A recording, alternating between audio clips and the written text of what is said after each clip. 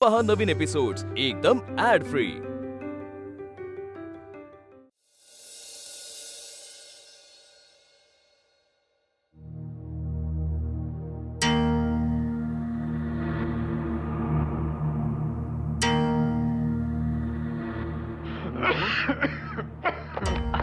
अहो नाना हे काय मला सांगायचं मी आलो असतो। अरे तुला आग मारून तू येईपर्यंत मीच पोचलो असतो म्हणून आलो। आणि आता मला ठीक आहे बाळ। अरे ज्यासाठी आलो तू ते राहिलंच की। अहो नाना ही तर जिन्नसाची यादी, याचे मी काय करू? अरे घरातले जिन्नस संपलेत ना, तेव्हा आता या यादीमधून अजून काय हवंय काय नकोय ते बघ आणि वाण्याकडून घेऊन येतो। मी यादी असे काम केले नाही कधी।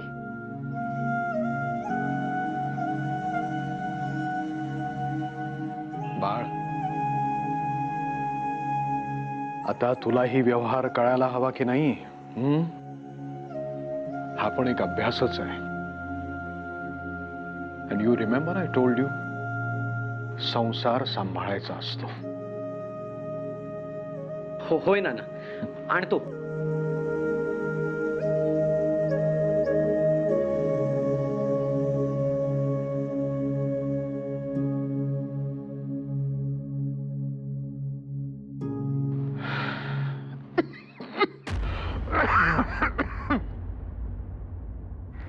नमस्कार।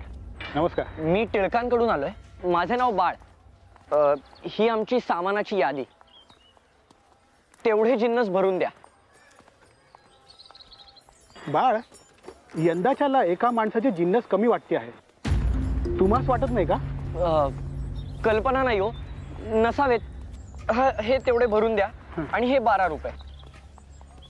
बाळ अरे नेमका आज आमचा गडी आलेला नाही, तेव्हा हे सगळं तुला घेऊन जावे लागेल। अहो असे काय करता, मला घरी जाऊन अभ्यासाला बसायचंय। अरे माझी पण अडचण आहे, आता माणसंच नाहीत कामाला, मी तरी काय करू? बरं द्या।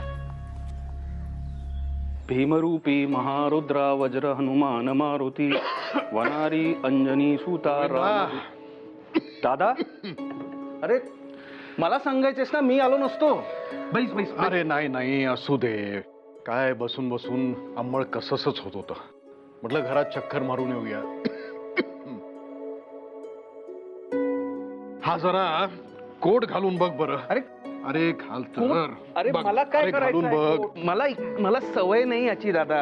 अरे होईल त्याची सवय तुला। वाह वाह छान दिसतोय, नाही खांद्यालाही व्यवस्थित होतोय। अरे पण कोट एकदम रुबाबदार दिसतोयस तू। वा वा वा दादा, कोट कशासाठी? काय आहे, एकेका वस्तू बरोबर जबाबदाऱ्या हस्तांतरित केल्या ना की मग मी निश्चिंत होईन।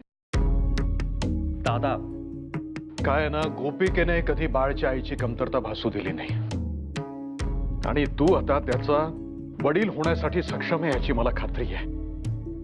दादा असं का बोलतोयस अचानक? काय ना की सूर्योदय झाला की कधीतरी त्याचं अस्त होणारच की रे। हा आणि आता इथली सगळी जबाबदारी तुलाच घ्यायची आहे नाही का? हा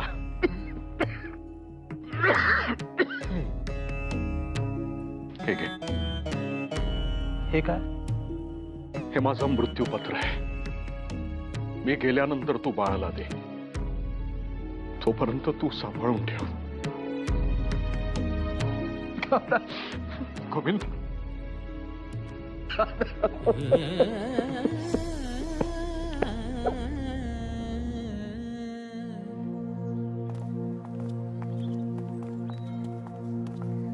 भाईजान वहां पे क्या हुआ? गोरे अधिकारी कोणाला तरी त्या चौकात फाशी देत आहेत।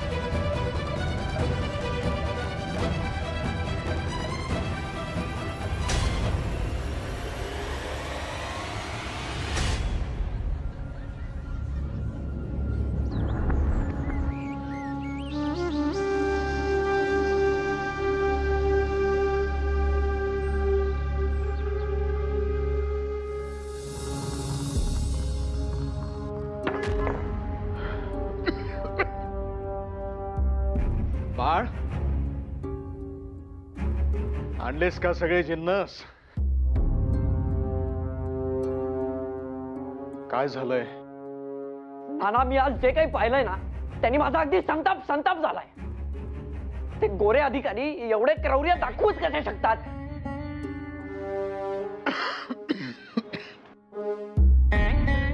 बाबा, तू आधी शांत हो. हं? नाना, तो इसम, तो चोर, अहो त्याची काही चूक नसताना त्याला भर चौकात फासावर चढवलं त्या गोऱ्या अधिकाऱ्यांनी. सगळे जमले होते आणि सगळ्यांच्या देखतच त्या राम कृष्ण हरी.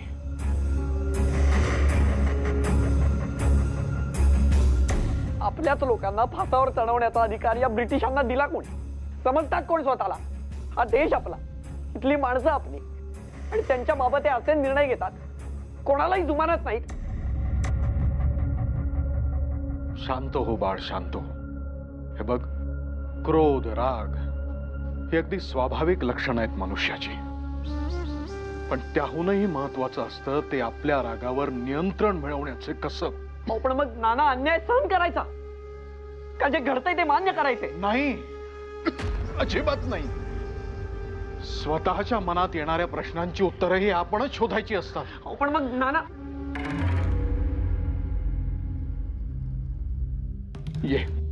ये बाळ, ये.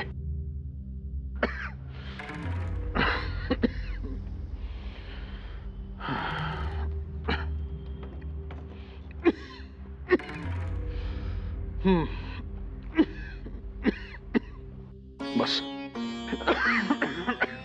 हे बघ, तू आता मोठा झालायस. अजून आयुष्यात असे अनेक प्रसंग येतील जेव्हा तुझं मन अशांत होईल,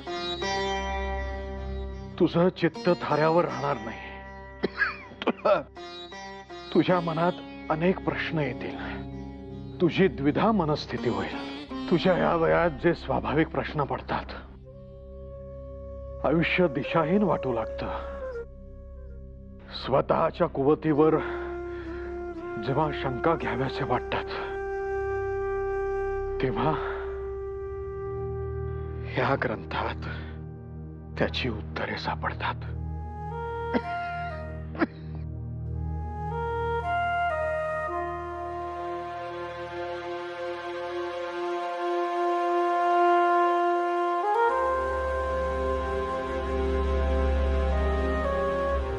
हा आपला वंश परंपरागत असलेला गीतेचा ग्रंथ आहे. माझ्या पणजोबांनी घेतला होता. त्यांनी माझ्या आजोबांना दिला, मग माझ्या पिताश्रींनी घेतला, आणि मग मी. आता हा तुझ्याकडे ठेव. अहो पण नाना, तुम्ही हे काही गोष्टी केवळ आपली इच्छा असते म्हणून त्या स्वीकारायच्या नसतात. वेळ प्रसंगी दायित्व म्हणून घ्यायच्या असतात. ऐक माझं, हे भगवद्गीता आहे बाळ. श्रीकृष्णानं अर्जुनाला सांगितलेली ती ही भगवद्गीता. ह्या जगात असा एकही प्रश्न नाही ज्याचं उत्तर तुला ह्यात सापडणार नाही. ह्याच्यामध्ये अशी अनेक रहस्य दडलेली आहेत जी केवळ ज्ञानानं खुली होतात. बाळ, तुझ्या ज्ञानानं ही रहस्य लोकांसमोर उलगडून दाखव. माझी खात्री आहे, तू हा ग्रंथ वाचलास ना तर तुझी चिंता काहीशी शमेल.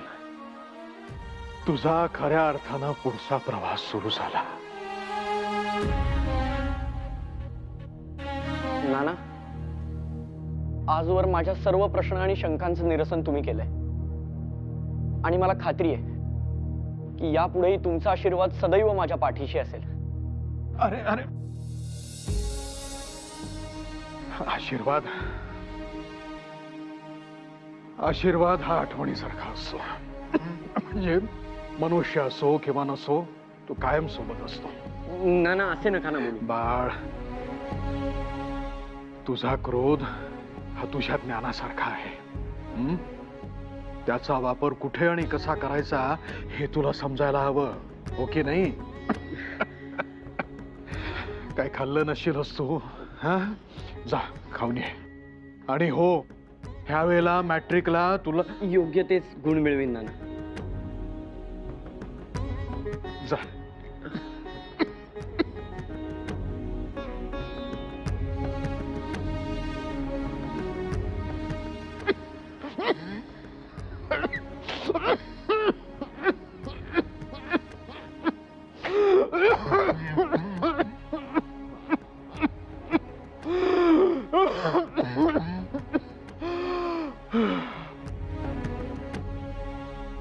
एकेका वस्तू बरोबर जबाबदाऱ्या हस्तांतरित केल्या ना की मग मी निश्चिंत होईन. काय ना की सूर्योदय झाला की कधीतरी त्याचा अस्त होणारच की रे.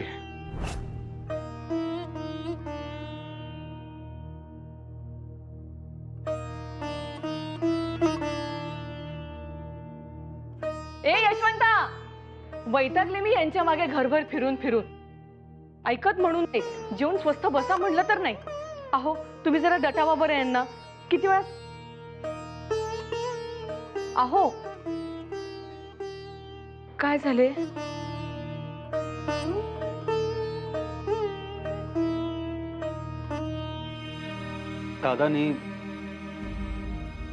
दादानी त्याचा कोट दिलाय. अगं बाई, भाऊजींनी बाळला श्रीमद भगवद्गीता दिली आणि तुम्हाला. ज्येष्ठांची वाहन पायी चढवणं सोपं, परंतु त्यांनी दाखवलेली वाट चालणं मात्र कठीण. दादाबद्दल वैद्यांनी स्पष्ट सांगितलं तेव्हा पायाखालची जमीनच सरकली माझ्या.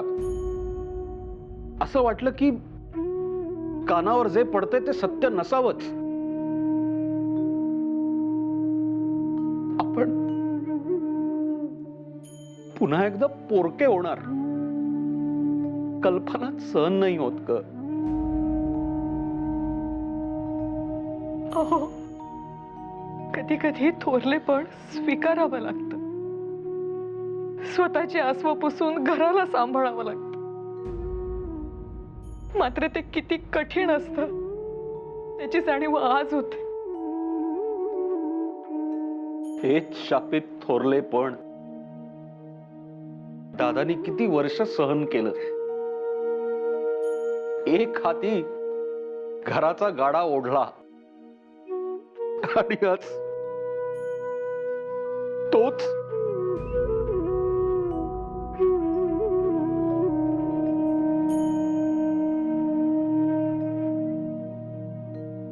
हातातून वाळू निसटून जावी तसा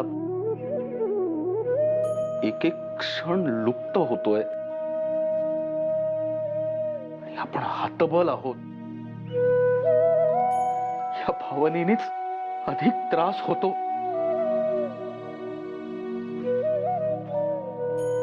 अहो शांत व्हा. हे असे क्षण का कोणी आनंदानं मागून घेतं. आपण भाऊजींची आपल्याकडून अधिकाधिक काळजी घेऊया. त्यांना त्रास होणार नाही याची काळजी घेऊया. आता इतकंच आहे आपल्या हातात. नियती ही किती निष्ठुर असते बघ. आनंदाचे क्षण न मागता आपल्या झोळीत टाकते आणि न सांगता हिरावूनही घेते. वहिनी गेली त्यावेळेस या घराचं आई पण तुला न मागता स्वीकारावं लागलं. आणि आता वडीलपणाची जबाबदारी मला स्वीकारावी लागणार.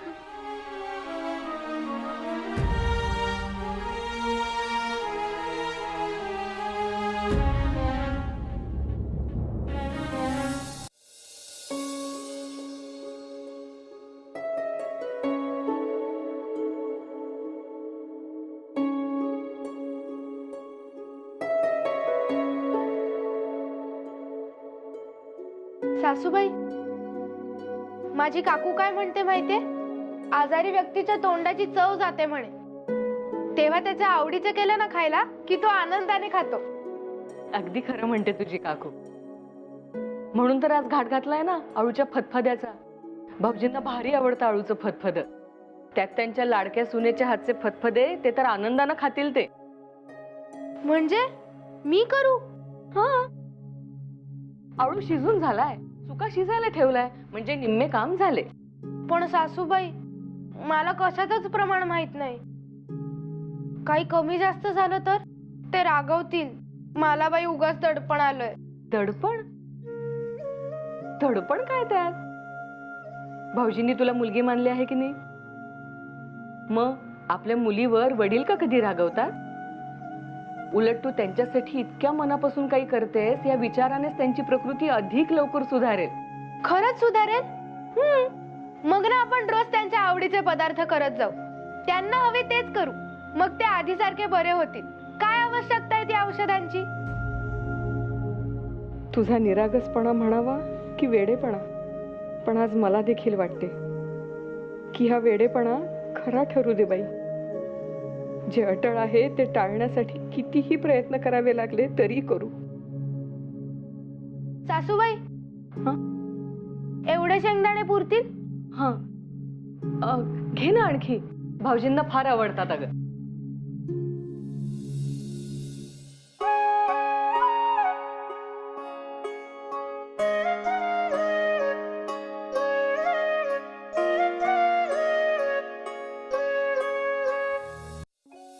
तुला एक सांगू भामा, जेव्हा तुझं स्थळ निश्चित झालं ना त्याच वेळेला भाऊजी मला म्हणाले होते, बाळा संसारात ही मुलगी खंबीरपणे सोबत करेल.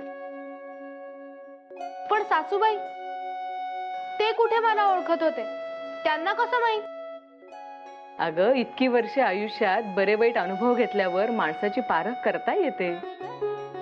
तुझ्या येण्याने बाळच्या भविष्याची मोठी चिंता दूर झाली, याचं फार समाधान आहे त्यांना. तू घरात आल्यामुळे आनंदाचं एक नवीन पर्व सुरू झालंय असंच वाटतंय त्यांना. अगं बाई, सासूबाई, आता बघाच तुम्ही. यापुढे त्यांना कसलीही चिंता करावी लागणार नाही. त्यांना हवं नको ते सगळं मी बघेन. त्यांचा कुठलाही शब्द पडू देणार नाही मी. माझ्यामुळे या घरात आनंद आला ना, आता यापुढे कधीच कुठलंही दुःख आणि संकट या घरात येऊ देणार नाही. सगळं मामांजींच्या मनासारखं होईल, अगदी या आळूच्या फतफद्यासारखं.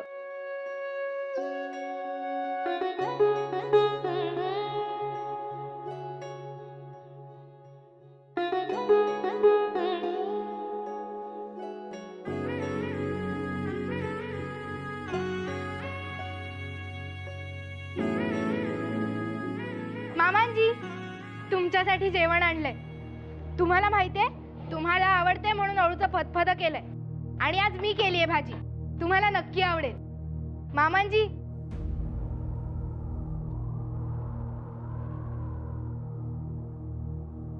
मामांजी, मामांजी, मामांजी.